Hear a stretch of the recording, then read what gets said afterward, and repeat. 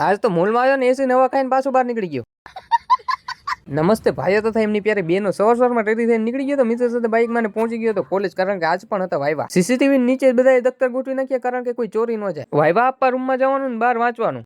આટલા વાયવા આપ્યા, કોઈ દી ઘરેથી વાંચી નથી એ વાતનો ગમન છે મને. વાયવા આપીને મિત્રો સાથે બાઇકમાં બહાર નીકળીને તો વાતાવરણ જોઈને મને યાદ આવ્યું કે હવે વરસાદવાળા ગીત ક્યારથી આપણે ટ્રેન્ડિંગમાં લાવવા છે. કોમેન્ટ કરીને કહી દેજો જલ્દી જલ્દી. મિત્રના કામ હતું એટલે એની ગાડી ડાયરેક્ટ રિમાર્ટ પાસે ઉભી રહીને અંદર ગયા ને એસી ને એવા ખાઈને પાછા બહાર નીકળવું પડ્યું, કારણ કે અંદર જે વસ્તુ ગોતવા ગયા ને મળ્યું જ નહીં. પછી મિત્ર મને ડાયરેક્ટ જકાત નાખે ઉતાર્યો, નાથી 22 વાળી ટિકિટ લઈને બસમાં બેસીને ડાયરેક્ટ પહોંચી ગયો તો ઘરે. જેવી સાંજ પડીને ભાઈ ઓફિસ થી આવ્યો ને લાવ્યો હતો શેકેલું પનીર. મેં તો કોઈ દી ખાધું નહોતું, પહેલી વાર ખાઈને પણ મસ્ત ટેસ્ટ લાગ્યો. તમે કોઈ દી ખાધું કે નહીં કોમેન્ટમાં જણાવી દો. પનીર ખાઈને તૈયાર થઈને આવી ગયો તો બજારમાં ને લઈ લીધું સસ્તું સિમ કાર્ડ. બસ આજના માટે આટલું જ. મળીએ પાછા કાલે એક નવા મિની વ્લોગમાં.